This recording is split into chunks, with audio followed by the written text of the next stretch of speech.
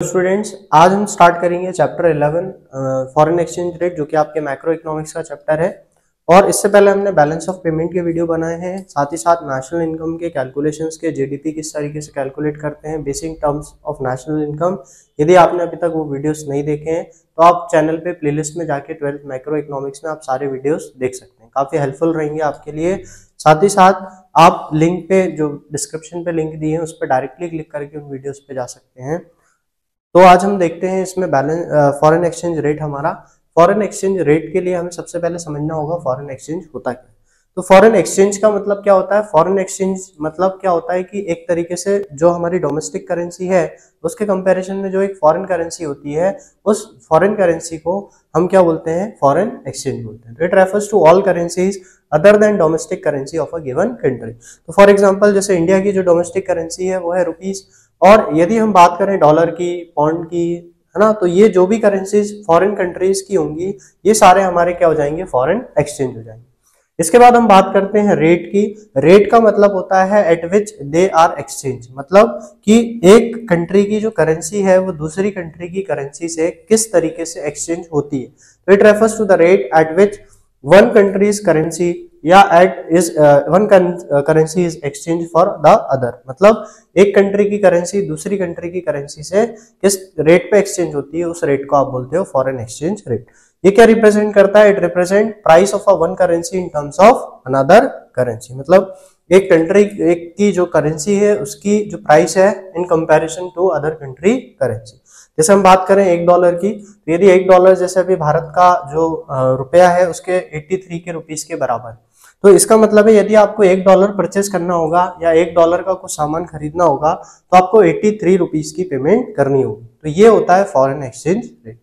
अब जो foreign exchange rate होता है, तो ये जो फॉरेन एक्सचेंज रेट होता है ये day to day, year to year, month to month, week to week basis पे चेंज होता रहता है। जैसे यदि आप पेपर उठाते हैं, न्यूज़पेपर, आज का जो रेट चल रहा होगा डॉलर का, और आप एक वीक पहले का जो डॉलर का रेट होगा, यदि पेपर में आप सबसे टॉप पे देखें राइट में, तो आपको वो रेट दिखेगा। तो यदि आप उस रेट को देखते हैं तो आपको समझ में आएगा कि कोई ना कोई माइन्यूट फर्क जो लास्ट वीक था और अभी आज का दिन जो है उसमें है। मतलब ये जो रेट है वो स्टेबल नहीं, वो चेंज होता रहता है according to their rate system. तो अभी हम आगे पढ़ेंगे रेट सिस्टम कैसे डिसाइड करा जाता है, किस तरीके से फॉरेन एक्सचेंज रेट डिसाइड किया जाता है। अब हम देखते हैं जब ये रेट बढ़ता है या घटता है तो इससे जो करेंसी है उस करेंसी पे क्या फर्क पड़ता है। तो जब हम रेट बढ़ता है घटता है तो इसमें हमारे दो वर्ड निकल के आते हैं। पहला आता है करेंसी डेप्रिसिएशन और दूसरा आता है करेंसी एप्रिसिएशन। करेंसी डेप्रिसिएशन का मतलब क्या होता है? तो it refers to decrease in the value of domestic currency in terms of foreign currency. मतलब क्या, हमारी जो डोमेस्टिक, जैसे आपने बहुत बार वर्ड सुना होगा रुपया कमजोर हो गया, रुपया मजबूत हो गया, तो ये जो रुपया कमजोर हो गया, इसी वर्ड को आप बोलते हो करेंसी डेप्रिसिएशन। तो कमजोर कैसे हुआ? कमजोर ऐसे हुआ कि पहले आप जितने रुपए खर्च करते थे $1 के लिए, अब उससे ज्यादा खर्च करने पड़ रहे हैं आपको, मतलब आपका एक तरीके से लॉस हो रहा है। मतलब आप पहले कोई चीज 85 रुपीज की, जैसे एग्जांपल है, अगर आप कोई चीज 85 रुपीज की खरीद रहे थे तो अब उसके लिए आपको कितने रुपीज देने पड़ रहे हैं? 90 रुपीज। तो जब करेंसी की जो वैल्यू है, डोमेस्टिक करेंसी की वैल्यू जो है फॉरेन करेंसी के टर्म में डिक्रीज हो जाएगी, इसको आप बोलते हो क्या? Currency depreciation. अब इसके इफेक्ट क्या होंगे? तो सबसे पहला इफेक्ट होगा हमारा जो एक्सपोर्ट होगा वो बढ़ जाएगा। क्यों बढ़ जाएगा? बड़ा आसान है। यदि हम अमेरिका में कोई $10 की चीज पहले बेचते थे, बेचा करते थे, सेल करते थे, तो हमें 85 रुपीज मिलते थे और अब कितने मिल रहे हैं? 90। तो इसका मतलब है यदि पहले 8,500 रुपीज मिल रहे थे तो अब 9,000 मिले, तो हमारा जो एक्सपोर्ट होगा वो बढ़ जाएगा। क्यों? क्योंकि जो डोमेस्टिक सेलर होंगे उनको ये लगेगा नई फॉरेन जो कंट्री है वो उसमें भेजना हमें ज्यादा प्रॉफिटेबल रहेगा। इसके बाद हमारा इंपोर्ट कम हो जाएगा। इंपोर्ट क्यों कम हो जाएगा? क्योंकि सिंपल है, जब हम इंपोर्ट करते हैं किसी दूसरी कंट्री से तो हमें उस कंट्री की जो करेंसी होती है उस करेंसी में पेमेंट करनी होती है।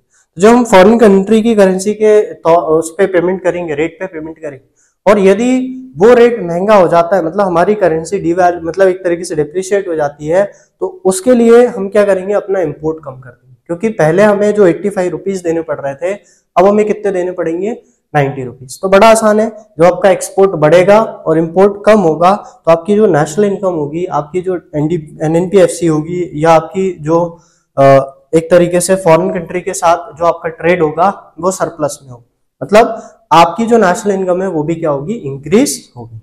वही हम बात करते हैं यदि करेंसी एप्रिसिएशन की, तो एप्रिसिएशन का मतलब होता है increase in value of domestic currency in terms of foreign currency. मतलब जो हमारी डोमेस्टिक करेंसी है उसकी वैल्यू बढ़ जाए इन टर्म्स ऑफ फॉरेन करेंसी, तो इसमें क्या होगा, हमारी जो डोमेस्टिक करेंसी है वो ज्यादा वैल्यूएबल हो जाएगी। मतलब क्या कि आपको फायदा हो रहा, फायदा तब होगा जब आप पहले 85 रुपीज दे रहे थे और आप कितने रुपए दोगे, 80 रुपीज दोगे, तभी आपको बेनिफिट रहेगा।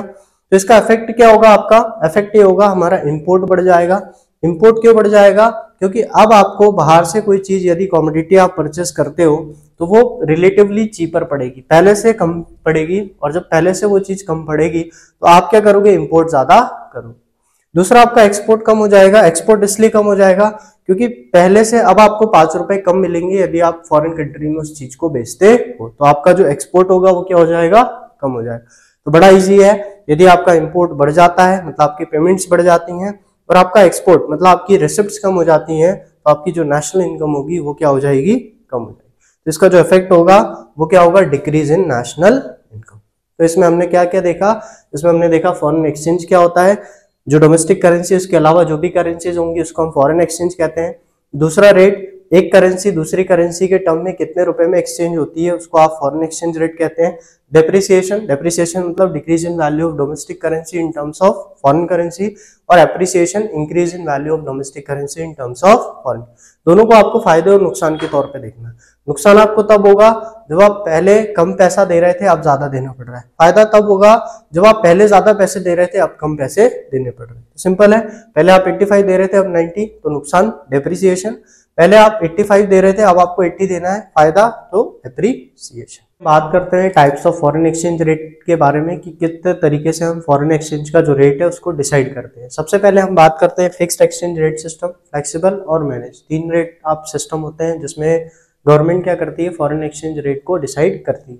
तो पहला जो है फिक्स्ड एक्सचेंज रेट सिस्टम, उसमें हमें समझना क्या है कि ये सरकार फिक्स कर देती है, चेंज नहीं होता। मतलब जब गवर्नमेंट चाहती है तब उसको चेंज करती है, बढ़ाती है या घटाती है।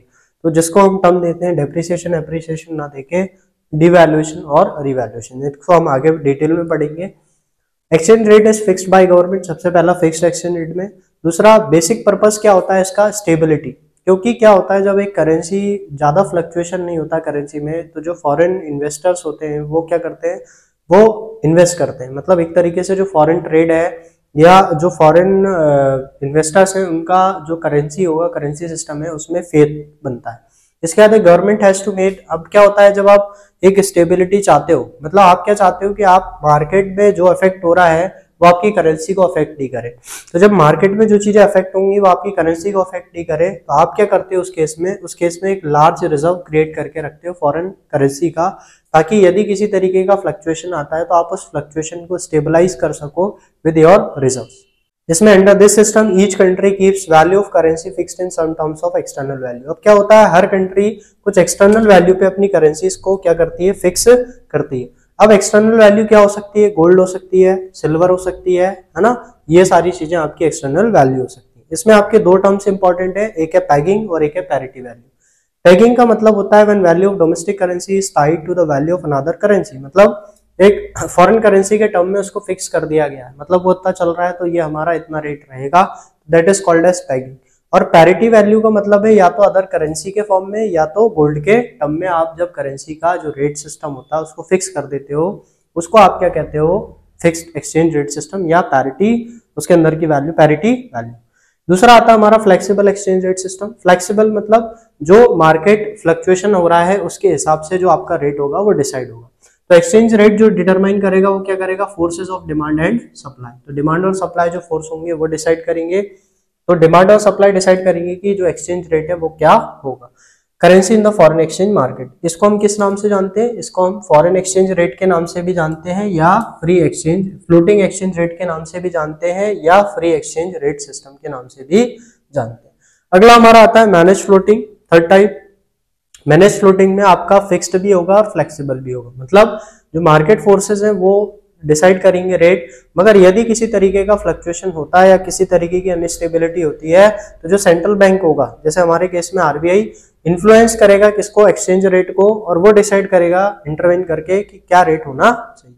इसको हम डर्टी फ्लोटिंग भी कहते हैं। तो डर्टी फ्लोटिंग क्या होता है? It is a system in which value of country currency is allowed to change in relation to others but is controlled or manipulated by central bank or to keep it within a particular range। मतलब वो एक तरीके से stability provide करती है किसको? जो market force होते हैं, डिमांड सप्लाई होते हैं, जो रेट डिसाइड करते हैं उसको। तो हमारे 3 रेट सिस्टम है। फिक्स्ड जिसमें गवर्नमेंट डिसाइड करती है, फ्लेक्सिबल जिसमें आपके जो मार्केट फोर्सेज होते हैं, डिमांड और सप्लाई, वो डिसाइड करता है, और तीसरा आता है मैनेज फ्लोटिंग जिसमें मार्केट जो फोर्सेस है, डिमांड और सप्लाई, वो डिसाइड करते ही हैं। साथ में यदि किसी तरीके का अनस्टेबिलिटी होता है, रेट ऊपर नीचे होता है, तो जो आपका सेंट्रल बैंक होगा वो इन्फ्लुएंस करेगा, इंटरवेन करेगा और उसको स्टेबलाइज करेगा। तो ये हमारे 3 सिस्टम थे। ये हमारा इसका पार्ट 1 था मैक्रो इकोनॉमिक्स का, आपका फॉरेन एक्सचेंज रेट का।